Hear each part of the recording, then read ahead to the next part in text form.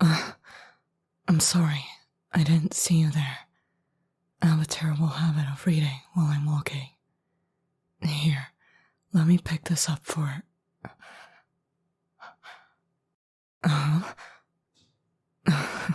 Sorry, I just noticed how stunning you are. You're really, really attractive. You look surprised. What? Did I catch you off guard? That's my bad. I assure you it wasn't my intention to do so. I'm horrible at holding my tongue.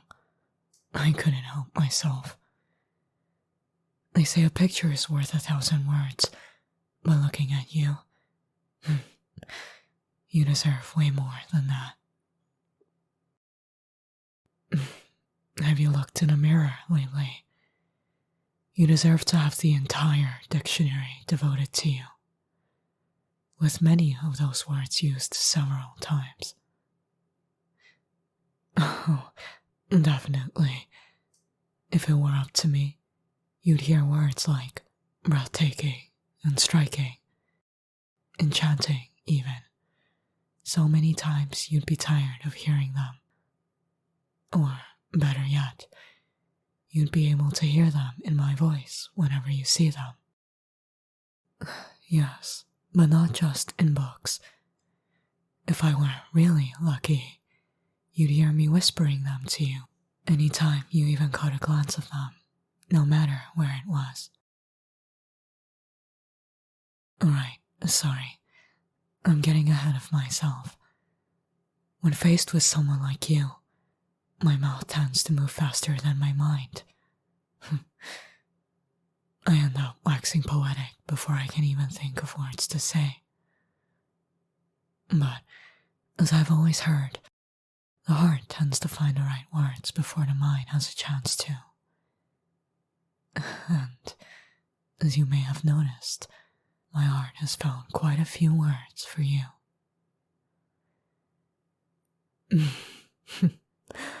Considering the vastness of the words in every language, dead or otherwise, I can safely assure you my heart has found only a few words. Though let me assure you that with every passing second, I'm finding even more words that I can put to your striking looks. Yes, indeed.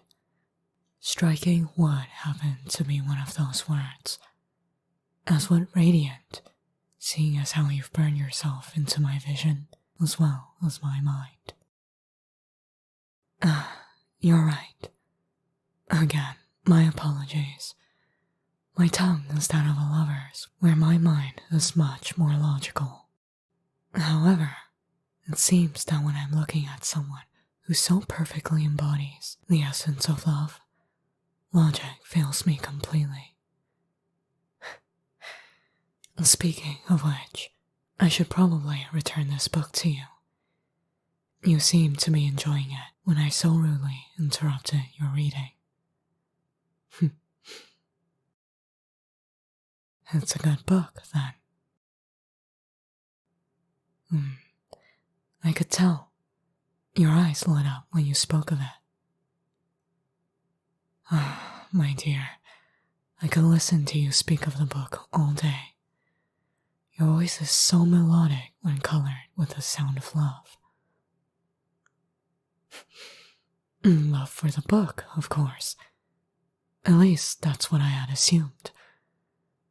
Unless, perhaps, your attraction was directed at something else. Perhaps, if I may be so bold, at someone else. Oh, your eyes have gone wide. Have I surprised you again? Again, I'm sorry. I've been quite caught off guard by your presence. I hadn't expected for my trip to the library to be so eventful.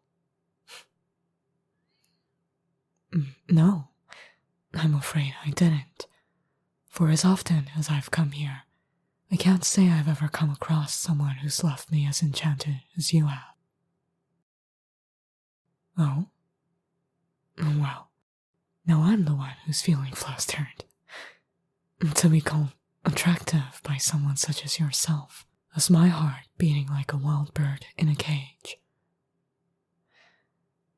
But you should be careful with those sweet words, my dear. I'm a hopeless romantic at heart, and as I've told you, my heart is faster than my mind. And where matters of the heart are involved, my head tends to follow its lead. Lovesickness may start in the heart, but it will find its way to my head sooner rather than later. I'll fall for you before I have a chance to catch my thoughts and pull my head from the clouds. Of course, I would need to catch my thoughts. If I were to set them free, as you suggest, then you'd have enough love letters and poems and odes to your charm to fill a book, if not shelves upon shelves of them. I assure you that you would. When I told you that I would use every word in the dictionary to describe you, I meant it. Every single word at least once.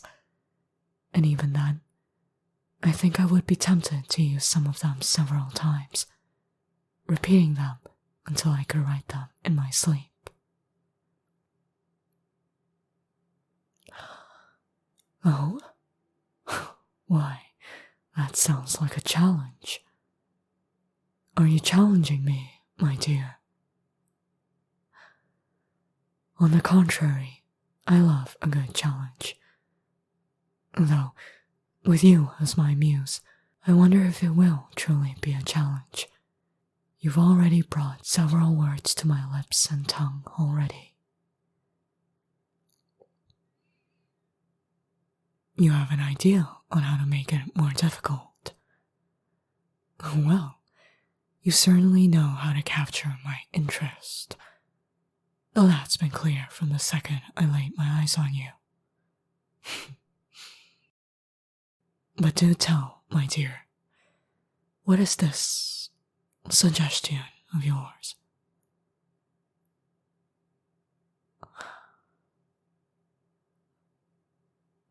My, now that is an interesting suggestion. To see who can fill a notebook with poems and odes about the other first.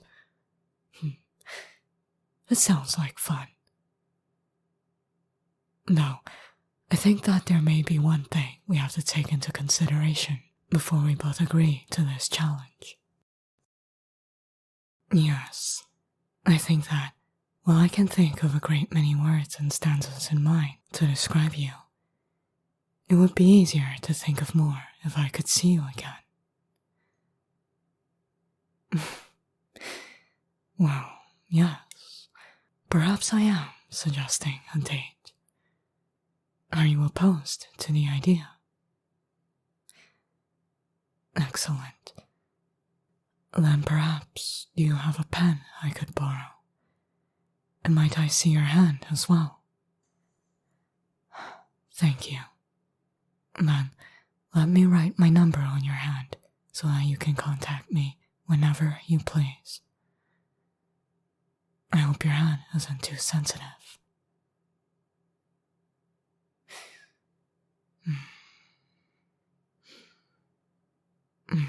There. And as I said, you can contact me whenever you should want to. And I do mean whenever, my dear. I will be more than happy to hear from you. Of course, to hear your voice or to read your words, either would bring a smile to my face. Then, if I may, could I see your hand again? Thank you.